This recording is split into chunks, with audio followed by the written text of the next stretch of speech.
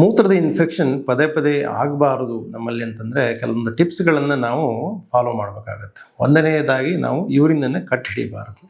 At least ನಾವು 3-4 ಗಂಟೆಗೆ ನಮ್ಮ ಮೂತ್ರ ಚೀಲವನ್ನು ಖಾಲಿ ಮಾಡಬೇಕು. ಮೂತ್ರ ಚೀಲದಲ್ಲಿ ಮೂತ್ರ ತುಂಬ ಯಥೇಚ್ಛವಾಗಿ ಸಂಗ್ರಹ ಆಗಿತ್ತಂದರೆ ಒತ್ತಡ ಜಾಸ್ತಿ ಆಗುತ್ತೆ.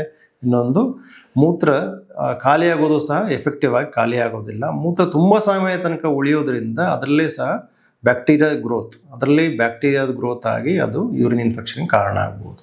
ಇನ್ನೊಂದು ನಮ್ಮ ಬವಲ್ ಹೆಲ್ತನ್ನು ನಾವು ಮ್ಯಾನೇಜ್ ಮಾಡ್ಕೊಳ್ಳೋದು. ಯಥೇಚ್ಛವಾಗಿ ಫ್ರೂಟ್ಸು, ವೆಜಿಟೇಬಲ್ಸು, ಫೈಬರ್ ಕಂಟೆಂಟ್ ಇರುವಂಥ ವೆಜಿಟೇಬಲ್ಸ್ ನಾವು ಯಥೇಚ್ಛ ತೊಗೊಳ್ಳೋದ್ರಿಂದ ನಮ್ಮ ಬೌಲ್ ಮೂಮೆಂಟ್ಸ್ ಚೆನ್ನಾಗಾಗುತ್ತೆ.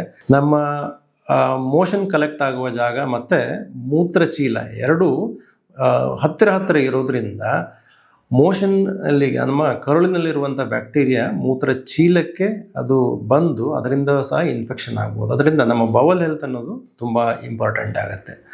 ನೀವು ಡಯಾಬಿಟಿಸ್ ಇತ್ತು ಅಂತಂದರೆ ಶುಗರ್ ಕರೆಕ್ಟಾಗಿ ಕಂಟ್ರೋಲ್ ಮಾಡ್ಕೊಳ್ಳೋದು ಒಳ್ಳೆಯದು. ಮತ್ತು ಇನ್ನೊಂದು adequate hydration, not over hydration, adequate hydration. ನಮ್ಮ ದೇಹಕ್ಕೆ ಎಷ್ಟು ಅಗತ್ಯ ಇದೆಯೋ ಅಷ್ಟು ನೀರನ್ನು ನಾವು ಸೇವಿಸೋದ್ರಿಂದಲೂ ಸಹ ನಾವು ಮೂತ್ರ ಇನ್ಫೆಕ್ಷನ್ ಪದೇ ಆಗೋದನ್ನು ತಡೆಗಟ್ಟಬಹುದು.